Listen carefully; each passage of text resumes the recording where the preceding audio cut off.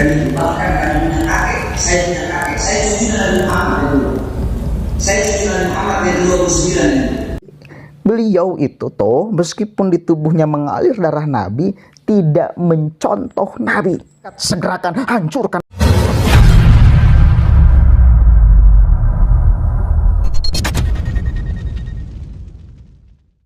Assalamualaikum warahmatullahi wabarakatuh. Hamdan syukranillah amma ba'd. Salam sejahtera untuk kita semua.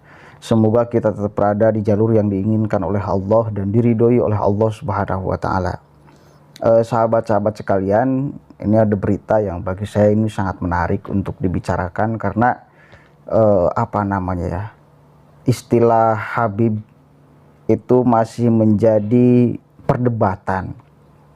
Oke. Bukan perdebatan tentang istilah kehabiban atau bahwa orang itu harus dihormati karena ada darah Nabi Muhammad di sana, tetapi karena banyak sekali para habaib yang faktanya berbeda-beda, bahkan di dalam mazhab. Bahkan ada habib juga yang syiah, ada yang ahlus sunnah wal jamaah. Banyak sekali ragam dan macamnya para habaib yang ada di Indonesia. Sementara ada orang yang selalu mendoktrin kita agar fanatik kepada Habib. Seolah bahwa Habib itu tidak punya salah. Seolah bahwa Habib itu adalah maksum, diraksa dan dijaga dari dosa. Seolah-olah. Sehingga mereka membuat statement bahwa kita wajib menghormati para habaib sepaket dengan harus mengikuti para habaib. Kalau saya nih ya, sebagai orang yang di tubuhnya mengalir darah Nabi, saya punya anggapan kita wajib menghormati. Tetapi untuk mengikuti, karena faktanya para habaib ini juga ragam, maka untuk mengikuti, untuk mengikuti nih ya. Nah kita lihat aja Habib mana, Habib siapa yang sejalan dengan kita, dengan Pancasila, dengan NKRI, dengan Ahlus Sunnah wal Jamaah. Kalau saya ditambahkan dengan Nahdlatul Ulama. Apakah ada Habib yang tidak sejalan? Saya kira juga ada. Ya, ada. Dulu saya pernah berdebat dengan satu orang. Beliau katanya Habib juga ya. Meributkan tentang bahwa Habib itu harus dicintai dan harus diikuti. Dia beranggapan bahwa cinta itu satu paket dengan mengikuti. Nah saya itu membantahnya. Menurut saya, bagi saya, kita wajib menghormati dan mencintai para habaib, siapapun itu, dari manapun, dari golongan apapun. Tetapi untuk mengikuti, ya nanti dulu. Untuk mengikuti, untuk mengikuti nih ya. Karena balik lagi logikanya yang tadi. Kalau misal satu paket cinta itu dengan mengikuti, maka seluruh para habaib dengan perbedaannya kita pun harus mengikuti. Sementara ada Habib A dan Habib B, kemudian juga berbeda pandangan, berbeda prinsip, maka sebetulnya siapa yang harus kita ikuti? Nah, itu kan logika dasarnya. Nah, kemudian istilah Habib ini menjadi muncul kembali di sidang Habib Bahar bin Smith. Habib Bahar bin Smith mengaku cucu Nabi ke-29. Di dalam berita ini saya akan bacakan beritanya dari Pikiran Rakyat Bekasi. Jangan sampai juga statement saya dikira ini statement sendiri. Kayak dulu saya pernah diributin oleh salah satu ormas yang ada di Kabupaten Ciamis. Katanya saya dicari oleh seluruh umat Islam yang ada di Indonesia akibat saya membacakan berita dari CNN. Anggapannya mungkin CNN itu hoax. Ya, tapi ya wis lah. Itu adalah masa lalu. Nah, saya akan bacakan kembali ini berita ya dari Pikiran Rakyat. Pikiran Rakyat Bekasi. Mencuat kembali ini istilah cucu Nabi ya, Habib itu ya. Bahar bin Smith ngaku cucu Nabi Muhammad ke-29. Habib Lutfi ada keturunan Nabi yang berakhlak tak baik. Itu Habib Lutfi yang ngomong ya, bukan saya. Siapa Habib Lutfi? Habib. Beliau juga di tubuhnya mengalir darah Nabi. Beliau ngomong seperti itu. Ada keturunan Nabi yang berakhlak tidak baik katanya ya. Kita lihat nih, kita baca ya beritanya ya. Biar semuanya kita terbuka. Polemik pengakuan keturunan Nabi Muhammad SAW menjadi perbincangan yang tak kunjung usai di publik Indonesia. Pengakuan tersebut menjadi perdebatan lantaran sikap keturunan Nabi Muhammad SAW dianggap sama sekali tak mencerminkan sikap Nabi. Ini statement medianya seolah-olah memukul rata semuanya ya. Kurang suka nih kalimatnya saya. Sebagaimana diketahui, perdebatan kembali tercipta usai lanjutan gelar sidang Habib Bahar bin Smith terkait dugaan kasus penganiayaan. Kita ketahui bersama bahwa Habib Bahar itu ya seperti itulah ya, tersandung kasus karena penganiayaan. Beliau cucu Nabi, beliau Habib, beliau di tubuhnya mengalir darah Nabi. Pertanyaannya, akhlaknya sama dengan Nabi? Sikapnya sama enggak dengan Nabi? Itu pertanyaan saya. Silahkan jawab. Dalam gelar sidang tersebut, Habib Bahar bin Smith mengaku sebagai keturunan Nabi Muhammad ke-29. Luar biasa. Salam hormat kepada beliau ya, Habib Bahar. Satu kali lagi saya katakan, dalam gelar sidang tersebut, Habib Bahar bin Smith mengaku sebagai keturunan Nabi Muhammad ke-29. Sementara itu, Rasulullah SAW difirmankan oleh Allah sebagai uswatun hasanah atau contoh suri tauladan yang baik bagi manusia. Itu Rasul ya, sebagai uswatun hasanah, suri tauladan yang baik. Sesungguhnya telah ada pada diri Rasulullah suri tauladan yang baik bagimu, bagi orang yang mengharap rahmat Allah Subhanahu wa Ta'ala dan hari kiamat, dan dia banyak menyebut Allah. QS Al-Ahzab. Sikap dan perilaku Nabi Muhammad SAW sangatlah mulia, baik dari ucapan hingga perbuatan. Nabi Muhammad SAW memiliki sifat yang baik, antara lain sidik, jujur, amanah, dapat dipercaya, tabligh, menyampaikan, dan patonah cerdas. Walaupun demikian, seluruh keturunan Nabi yang mempunyai nasab langsung ke Nabi tidak menjamin memiliki akhlak yang baik. Ya, satu kali lagi saya katakan ya. Walaupun demikian, seluruh keturunan yang mempunyai nasab langsung ke Nabi tidak menjamin memiliki akhlak yang baik. Argumentasi tersebut pernah disampaikan secara langsung oleh pimpinan Majelis Kanjus Sholawat Pekalongan Habib Lutfi bin Yahya. Meskipun mempunyai nasab langsung ke Rasulullah, belum tentu akhlak orang itu baik karena ini persoalan maksum, dilindungi Allah dari dosa. Kita tahu semuanya siapa yang mendapatkan al-maksum, yang diraksa, yang dijaga dari dosa. Itu hanya Nabi Muhammad. Apakah beserta dengan turunannya? Enggak.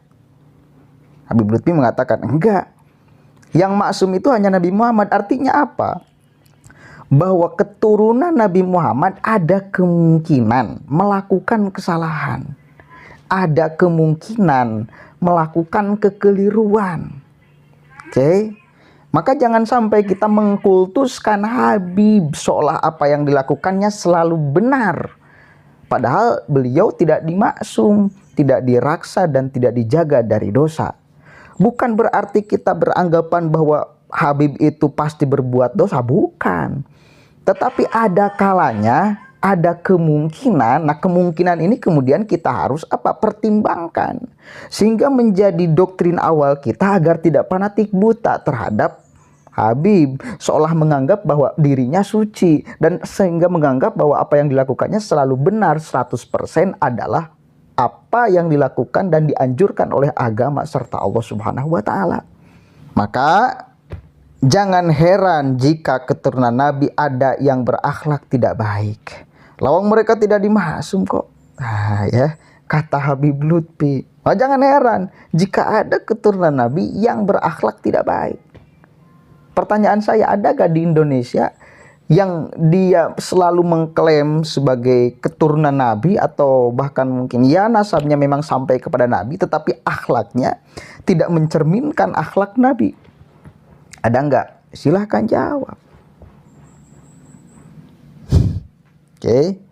Habib Lutfi ingin mengingatkan agar tidak heran apabila terdapat keturunan Nabi yang tindak tuturnya kasar atau jauh dari perilaku yang dicontohkan Nabi Muhammad SAW. Ada enggak orang yang mengaku keturunan Nabi bertutur kata yang kasar, berakhlak yang tidak baik? Ada enggak? Di Indonesia aja lah, jangan di luar. Ada enggak?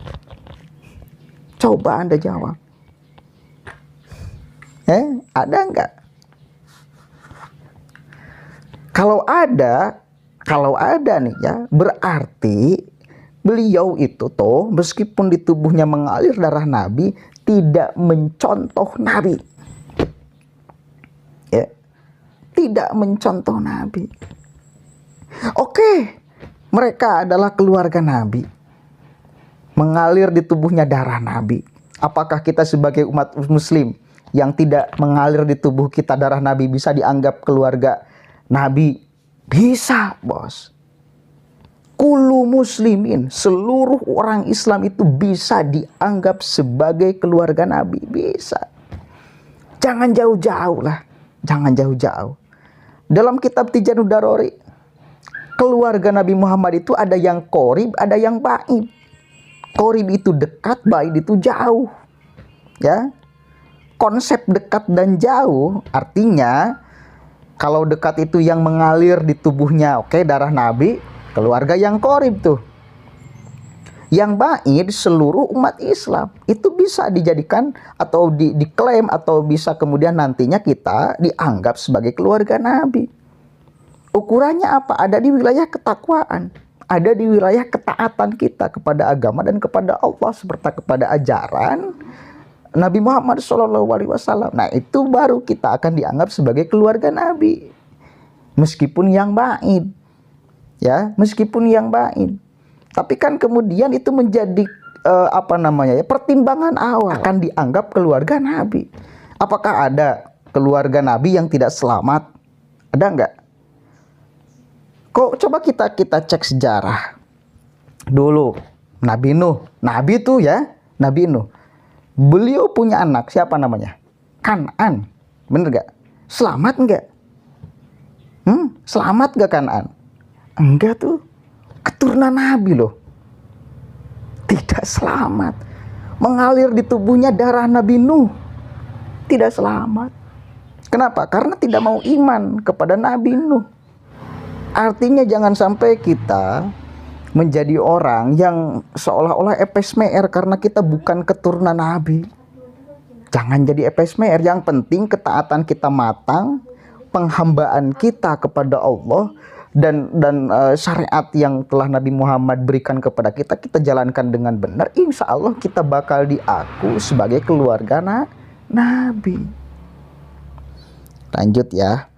Dengan demikian, menurutnya, belajar dan memahami sejarah secara tuntas sebagai cerminan berpikir dan bertindak menjadi langkah penting, termasuk sejarah perjalanan Nabi Muhammad yang penuh dengan teladan baik dan akhlak yang mengesankan. Maka dari itu, belajarlah sejarah yang utuh. Jangan setengah-setengah. Bahaya jika kita belajar itu setengah-setengah, bahaya bos. Bahaya. Analoginya seperti kita belajar lagu aja nih. Misal lagu apa ya? Kita mesti telanjang. Misal kalimatnya hanya itu tuh saja. Padahal kedepannya ada terusannya yang sangat luar biasa.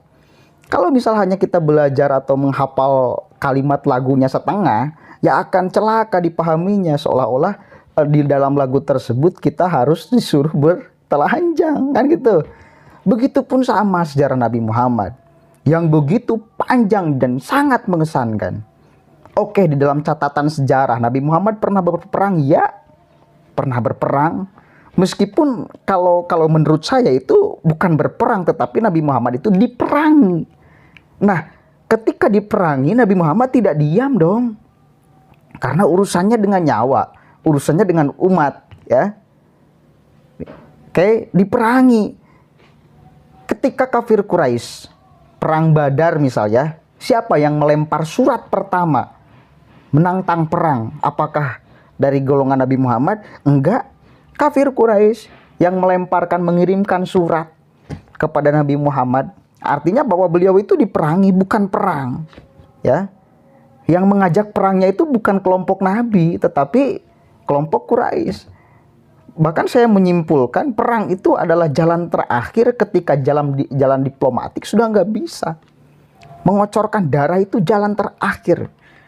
Ketika negosiasi sudah nggak bisa, maka mau tidak mau, suka tidak suka, dengan secara terpaksa Nabi Muhammad melakukan peperangan.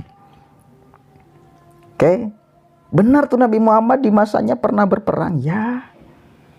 Tapi kita lihat konteks berperangnya seperti apa. Kan ada kelompok-kelompok yang seolah-olah Nabi Muhammad itu ya perang.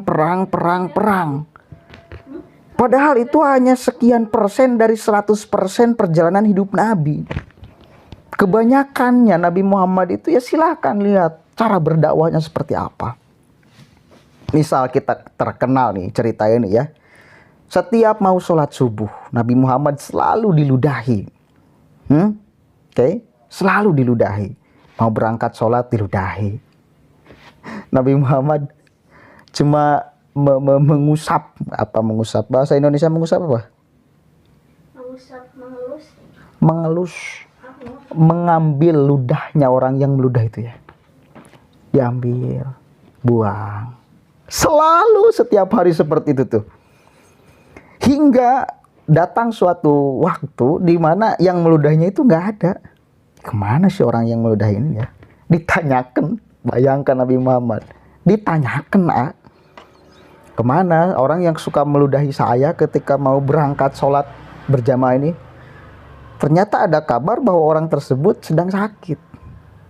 Dengan kelembutan jiwa, keluhuran budi pekerti, akhlak yang baik. Datang Nabi Muhammad menghampiri orang yang selalu meludahinya itu. Awal mulanya sebelum masuk ke dalam kamar, di depan pintu seluruh keluarganya ini sudah ketakutan. Karena takut Nabi Muhammad ini balas dendam. Muhammad ini takut balas dendam. Sehingga si orang yang sakit itu nanya ke keluarganya, apa yang Muhammad bawa? Apakah yang Muhammad bawa itu pedang akan membunuh saya karena saya selalu meludahinya? Atau apa yang dia bawa? Enggak, dia nggak bawa pedang. Yang Muhammad bawa itu roti. Bayangkan bos. Hingga pada akhirnya ya udah suruh masuk aja. Suruh masuk. Dia kasihkan tuh roti. Seketika si orang yang suka meludahinya itu apa? Mengucapkan 2 kalimat syahadat. Oke. Itu akhlak Nabi Muhammad. Luar biasa. Kita bayangkan ludah orang dulu itu beda dengan ludah orang sekarang. Ludah orang di Arab dulu itu beda dengan sekarang, bos. Dulu itu nggak ada Pepsodent. Sekarang ada Pepsodent. Makanan orang Arab dulu itu apa? Kambing. Bayangkan ludah subuhnya seperti apa. Kental nyawa as tuh. Nggak marah tuh Nabi Muhammad. Hasilnya apa? Si orang itu terenyuh hatinya, kemudian masuk Islam. Jerih payah dulu untuk mengambil iman seseorang. Luar biasa. Takluk pikiran dan hati orang yang suka meludahi itu, iman orang yang suka meludahi itu takluk oleh akhlak Nabi Muhammad SAW. Ketika beliau hijrah dari Makkah ke Madinah, diceritakan di dalam berjanji, wa ma ta'ifa yad'u thaqifan falam yusinu bil ijabati qirah wa agrahu bihi sufaha wal abida pasabbuhu bil sinatim badiyah wa ramauhu bil hijarati hatta hudibat bidima innalah thumma ada Rasulullah sallallahu alaihi wasallam ila Makkah tahazina pasalahu malakul jibali fi ihlaki ahliha dawil asobiyah. Silahkan teruskan ya. Nabi Muhammad hendak hijrah dari Mekah ke Madinah untuk berdakwah. Di Thaif ya tempatnya. Tetapi lantas di Thaif itu tidak diterima dengan baik. Falam yusinu bil ijabati qirah wa agrahu bihi sufaha wal abida. Bahkan Nabi Muhammad itu dikata-katai si tukang sihir, dukun lah ya. Wah, pokoknya dikata-katai jelek. Bahkan Nabi Muhammad pulang lagi, oke, ketika mau hendak pulang ke Mekah kembali, waromahu bil hijarati hatta hudibat bidimainalah, dilempari batu oleh orang tua itu sampai kening ya. Ini apa? Ini apa? Memuncangan tuh. Tutu. Memuncangan tuh apa? Mata kaki. Entok-entok, bahasa Jawa itu entok-entok. Entok-entok. Nya itu berdarah. Berdarah, saudara. Sampai Nabi Muhammad berdarah. Ditanya, pasalahu malakul jibali bi ihlaki ahli hadawila asobiyah. Kemudian ditanya Nabi Muhammad itu oleh malakul jibal, malaikat penjaga gunung. Muhammad, berdoa dong. Tegas dong. Saya siap ketika Anda berdoa minta kepada Allah untuk melemparkan gunung, saya siap untuk melemparkannya ke orang Taif biar semua orang Taif itu wafat. Diprovokasi itu Nabi Muhammad oleh malaikat Jibal. Diprovokasi oleh malakul Jibal, malaikat penjaga gunung tuh, agar berdoa minta supaya gunung yang dijaganya itu dilemparkan.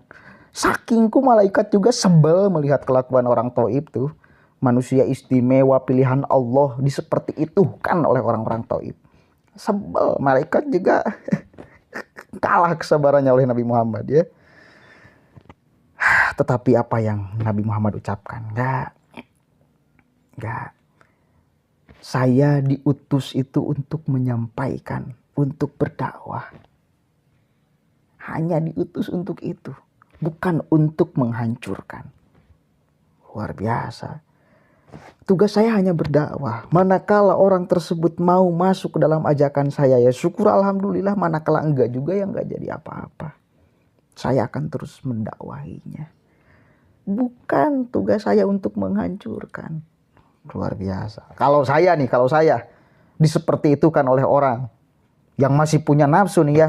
Oke malaikat, segerakan hancurkan orang Taif. Kalau saya, Nabi Muhammad enggak.